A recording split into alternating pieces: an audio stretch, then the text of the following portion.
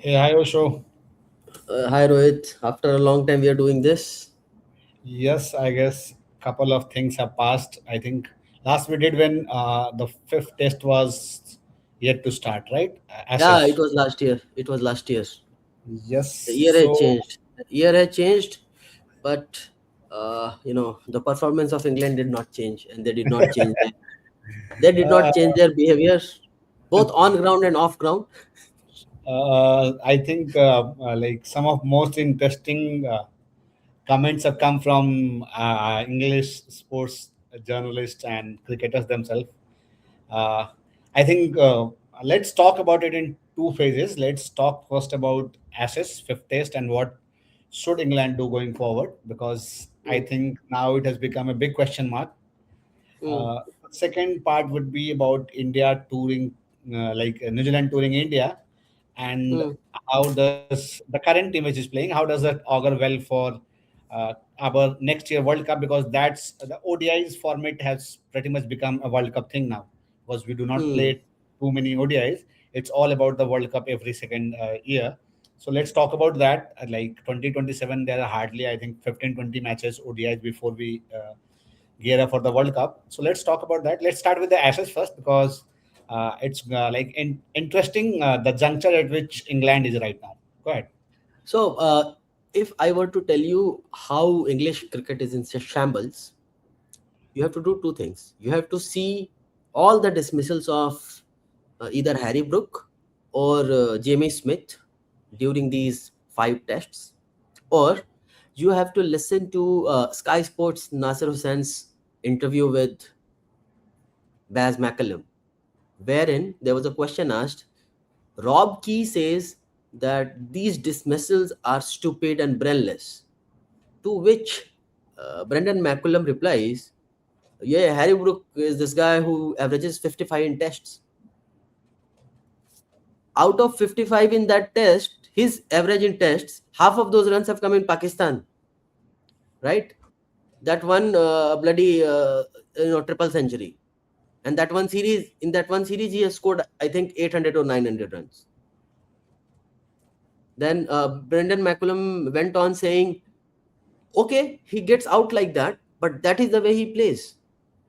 Means even after you have been drubbed by a better team 1-4, still you are not able to sort of accept. This is, I saw a little bit of Gautam Gambhir in Brendan McCullum. What do you think? I wouldn't go that far. I understand. I understand. But I think there are a couple of things which I think I understand, like why Baz speaks the way he speaks. He has been given that freedom. When he joined and Stokes became captain, he was given that freedom. The baseball, whatever the name you say, there was some freedom given. Ki, okay, there is certain way you are supposed to play, and they did that. But I think it's a bit stubborn on part of both Stokes, Maculum, and also the English Cricket Board, for that matter. That once things are not working out, rather than accepting that yeah, certain things don't work out the way we think it was like supposed to work out, like overall the strategy of the baseball. Hmm. And Yeah, what is the same in admitting that yeah, there are certain tweaks that are needed, and also it's nobody is taking responsibility, right?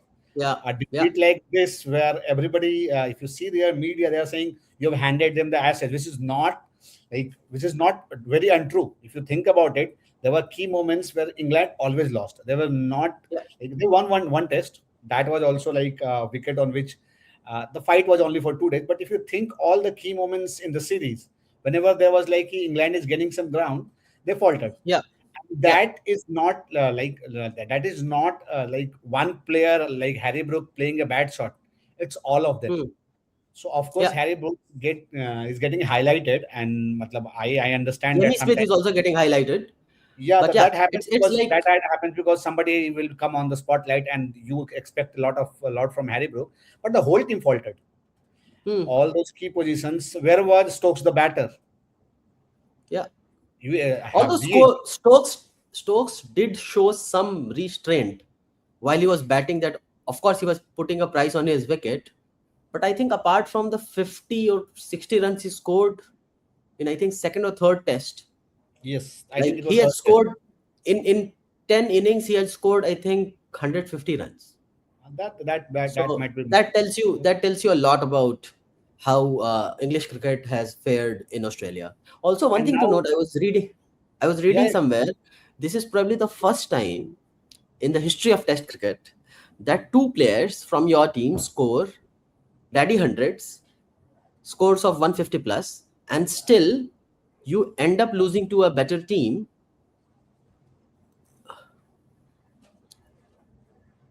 yeah. Go ahead, go ahead.